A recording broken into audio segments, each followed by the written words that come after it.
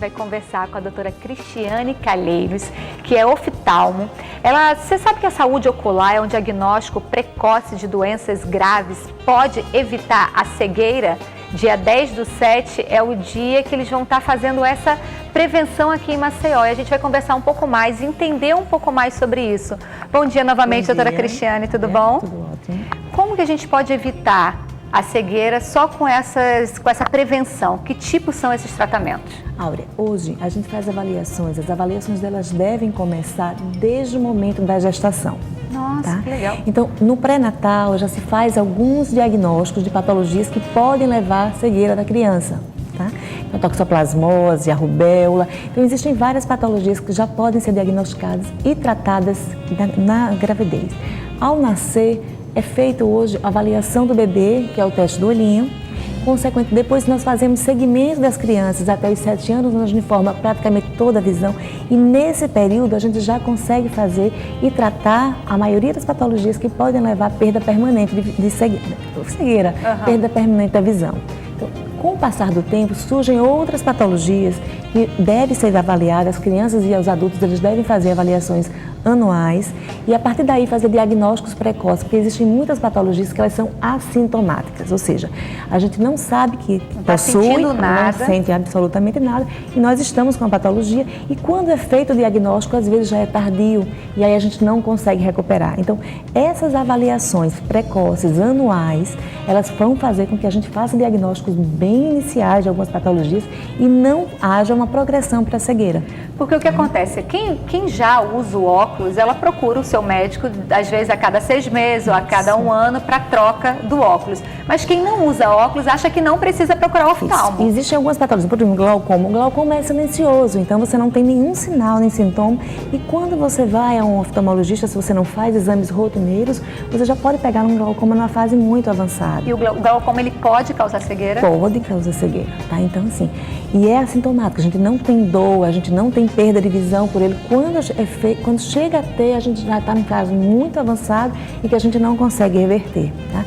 Pacientes diabéticos, então eles podem desenvolver uma alteração ocular que também é silenciosa e quando você faz um diagnóstico já pode ser tardio e já pode levar à cegueira. Então, a maioria dos pacientes cegos, eles poderiam ter sido tratados precocemente e não ter evoluído para o quadro de cegueira. De cegueira. E no dia 10/7 agora, que é esse dia, né, da saúde ocular, como que vai acontecer, doutor?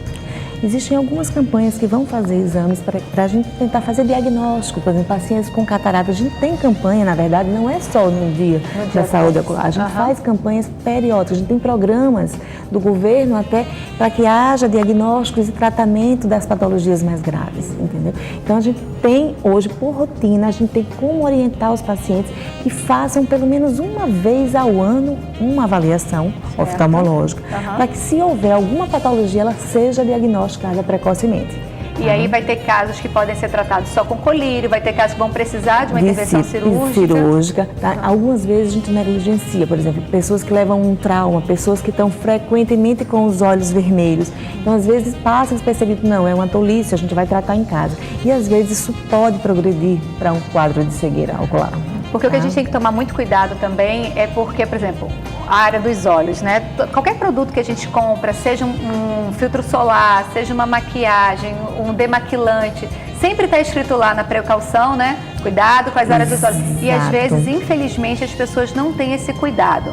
Que aparentemente, uma vez que caiu, pode não te causar nada, mas isso de uma forma repetida... Crônica, pode causar processos alérgicos, pode causar processos inflamatórios.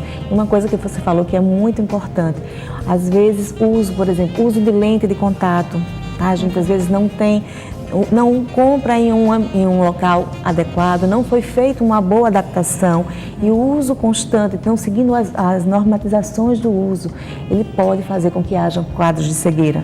Porque existem essas lentes descartáveis, que você vai na farmácia, que ela já tem um grau específico e você compra. Isso não é aconselhável, não, né? Isso deve ser toda lente de contato ela deve ser avaliada a adaptação por um oftalmologista.